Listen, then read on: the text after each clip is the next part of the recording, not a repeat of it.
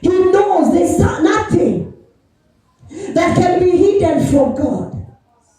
At times we have different personalities. At times we have many people in one.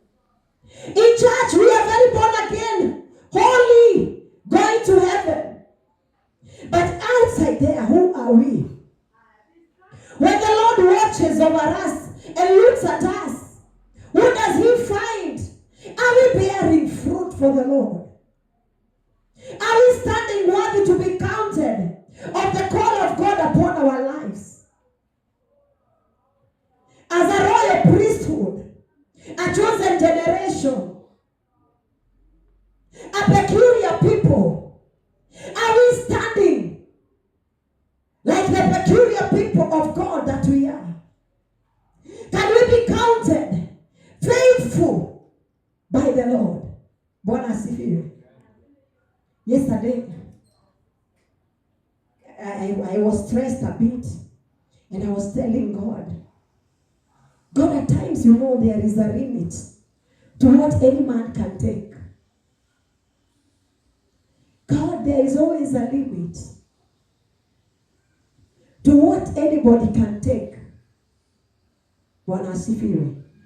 But when you get to that limit, when you get to that extreme, do you stand for God?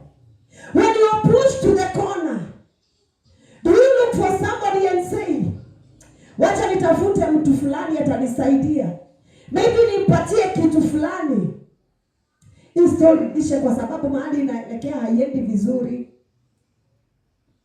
Will we stand faithful to the end? Can you stand faithful to the end?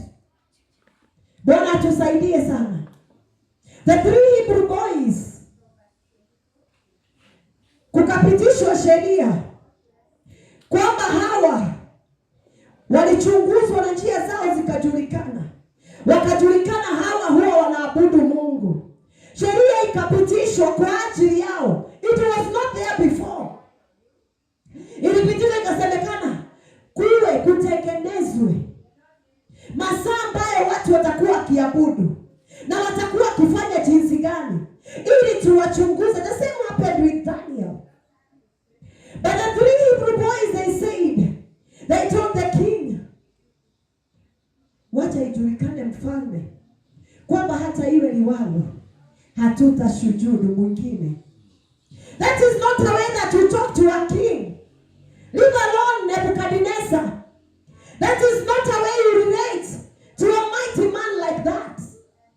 But they knew we have nothing that we can say to please this man, because the dial has been cast and they were told you have to worship. And the king was agitated and he said, hit the furnace 7 times. I want to see where their arrogance will take them. Hit it 7 times. Bwana asifiwe. Ichemushwe mara 7.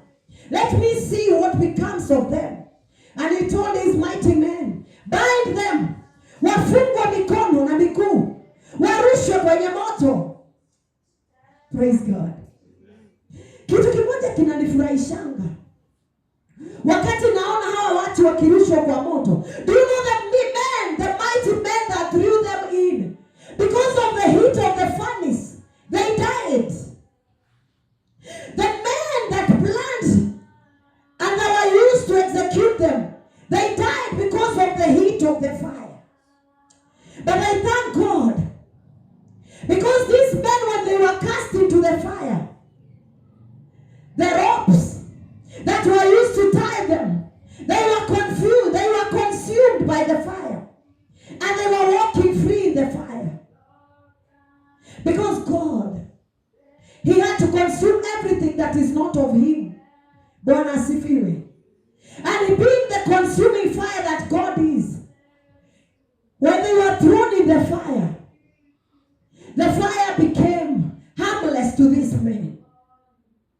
Can we be counted worthy that even when you are thrown in the furnace of fire, that the fire cannot harm you, that the people that plan to destroy you, it is them that will be put to shame, and every plan that they use